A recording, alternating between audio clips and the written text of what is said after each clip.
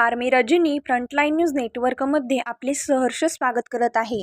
अवसायनात गेलेल्या पाणीपुरवठा संस्थेची मालमत्ता आणि भांडवल ताब्यात घेऊन संस्थेचा निवडणूक कार्यक्रम जाहीर करा। खामकरवाडी येथील संस्थेच्या सभासदांची निवेदनाद्वारे मागणी। राधानगरी तालुक्यातील खामकरवाडी येथील श्री दत्त सहकारी उपसा जलसिंचन पाणीपुरवठा संस्था अवसायनात घेऊन नोंदणी रद्द केली आहे। संस्थेची मालमत्ता आणि भांडवल ताब्यात घेऊन संस्थेचा निवडणूक कार्यक्रम लावून संस्था सभासदांच्या मालकीची करावी अशा मागणीचे निवेदन राधानगरी सहाय्यक निबंधक कार्यालयाच्या मुख्य लिपिक आणि अवसायक वर्षा भोई यांना सभासदांनी दिलं। राधानगरी इथल्या सहाय्यक निबंधक कार्यालयाच्या प्रांगणात खामकरवाडीतील शेतकरी सभासदांनी एकत्रित येत अवसायक वर्षा भोई यांच्यावर तत्कालीन चेअरमन आणि सचिव यांच्या अनागोंदी कारभाराचा पाडा वाचला। अवसायनात जाऊन नोंदणी रद्द झालेली संस्था सध्या एका व्यक्तीच्या फायद्यासाठी एकाधिकारशाहीत सुरू ठेवून सभासदांना पाणी न देता दुसऱ्यांना पाणी दिलं जातंय, त्यामुळं अनावश्यक वीज बिल वाढत आहे। निबंधकांनी निवडणूक कार्यक्रम जाहीर करून संस्था सभासदांच्या ताब्यात घ्यावी। निवडणूक कार्यक्रम जाहीर होत नाही तोपर्यंत संस्था सील करावी, अन्यथा अवसायक काळातील संस्थेत होणारा सर्व खर्च अवसायकांना भरावा लागेल। सभासदांच्या न्याय आणि हक्कासाठी निवडणूक लावावी, अन्यथा प्रसंगी न्यायालयात दाद मागण्याचा इशारा सभासदांनी दिलाय। यावेळी भीमराव रायकर, बळवंत किरुळकर, सरदार रायकर, बबन रायकर, शिवाजी रायकर, चंद्रकांत किरुळकर आदी उपस्थित होते। याबाबत अवसायक वर्षा भोई यांना विचारला असता आपल्याकडे सदर संस्थेचा अवसायकाचा चार्ज असून लवकरच कारवाई करणार असल्याचं सांगितलं।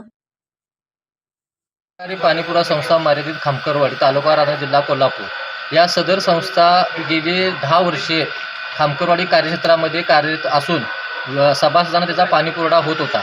पण सध्या इलेक्शनच्या 2014 ते 2019 नंतर जी बॉडी आहे त्या बॉडीनंतर सदर संस्थेनं सभासद यादी व मतदाराची पूर्तता न केल्यामुळं सदर संस्था अवसायनात घालून त्याच्यावर अवसायक नेमला आहे।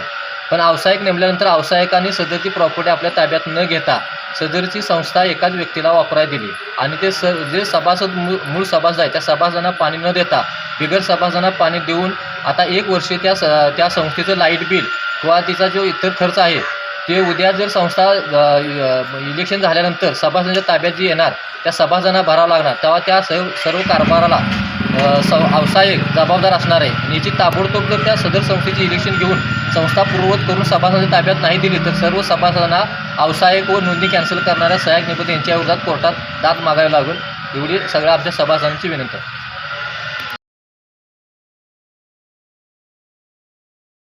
गांधीनगरमधील बेकायदेशीर बांधकामावर कारवाई करणार संजय कुमार चव्हाण। गांधीनगर, वळिवडे, चिंचवाड, उचगाव, गडमुडशिंगी ग्रामपंचायतीच्या हद्दीत बेकायदेशीर विनापरवाना बांधकामे सुरू असून त्या संबंधित आमच्या कोल्हापूर नागरी क्षेत्र विकास प्राधिकरण कोल्हापूर अनेक तक्रारी प्राप्त झाल्या असून अशा बांधकामधारकांना आमच्या कार्यालयाकडून नोटिसा बजावण्यात आल्या आहेत, परंतु काही बांधकामधारकांचे पत्ते चुकीचे असल्याचे आमच्या निदर्शनास आले आहे। तक्रारदारांनी गट क्रमांकासह व्यवस्थित पत्ते टाकले तर कारवाई करण्यास कोणतीही अडचण येणार नाही, असं कोल्हापूर नागरी क्षेत्र विकास प्राधिकरण कोल्हापूरचे मुख्य कार्यकारी अधिकारी संजय कुमार चव्हाण आमच्या फ्रंटलाईन न्यूज महाराष्ट्राशी बोलताना म्हणाले। सर नमस्कार। नमस्कार। तुम्ही किती वर्षापासून या पदावर कार्यरत आहात? मी इथे कोल्हापूर नागरी क्षेत्र विकास प्राधिकरण या कार्यालयामध्ये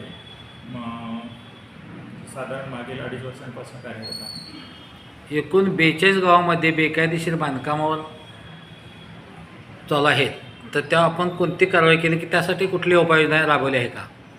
नाही, आमच्याकडे जी तक्रार अर्ज येतात त्या अनुषंगाने आम्ही जागा पाहणी करून त्यांना नोटिसेस बजावण्याचं काम आतापर्यंत केलेलं आहे।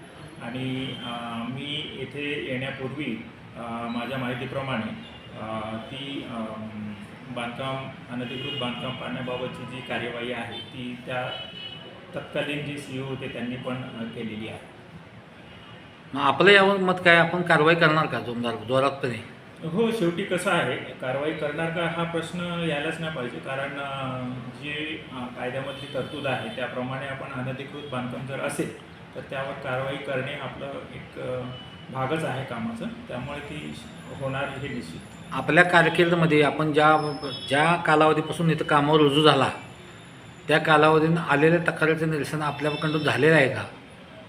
आम्ही आता किती लोकांचं झालं असं कोणाचं झालं कोणाचं नाही झालं याचं काही मोजमाप आम्ही केलेलं नाही आहे, परंतु म्हणजे आलेल्या तक्रारीचं त्या लोकांचं समाधान करण्यापेक्षा त्यावर काय कारवाई करता येईल ह्या दृष्टिकोनातून काम केलेलं आहे. मग आपल्याकडे कंत्राटी कर्मचारी किती आणि सरकारी कर्मचारी किती आहेत, असं एकूण स्टाफ किती आहे? सध्या आमचा जो आकृतीबंध मंजूर आहे कोल्हापूर नागरी क्षेत्र विकास प्राधिकरणाचा, तो 27 लोकांचा आहे.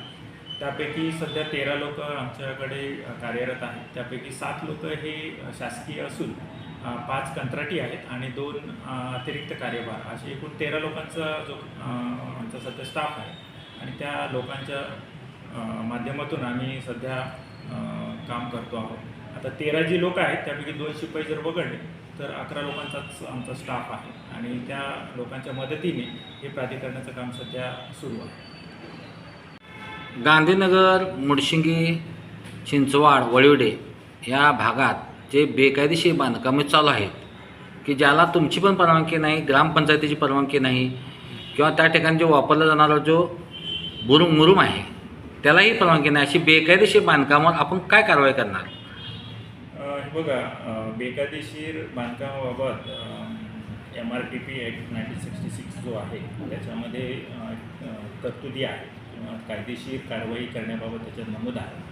आणि जर अशी विनापरवाना जर बांधकामं होत असतील तर ती डेफिनेटली त्यांना आपण अनधिकृत बांधकाम म्हणून संबोधतो आणि ती अनधिकृत बांधकामं जी आहेत त्याच्यावर कारवाई आपण त्या कायदेशीर जी तरतुदी आहे त्याला अनुषंगाने आपण घेणार.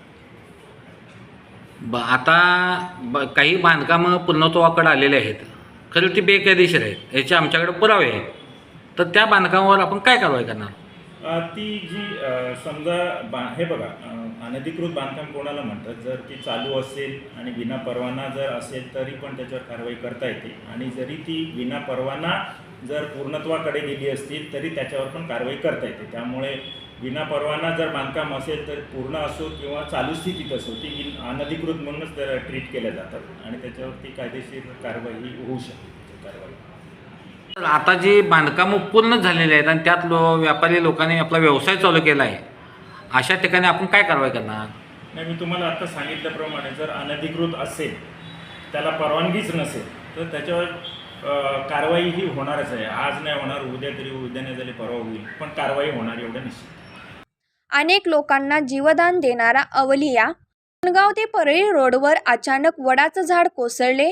सुदैवाने कोणतीही जीवितहानी झाली नाही, कारण त्या ठिकाणी रानात काम करत असलेल्या सुहास नथू जाधव या शेतकऱ्याने काड आवाज कोठून येत आहे पाहण्यासाठी रोडवरच्या वडाच्या झाडाकडे पाहत असताना त्यांना वडाचे झाड कोसळणार हे लक्षात येताच ते आपल्या शेतातून थांबा असं ओरडत सुहास जाधव रोडवर आले.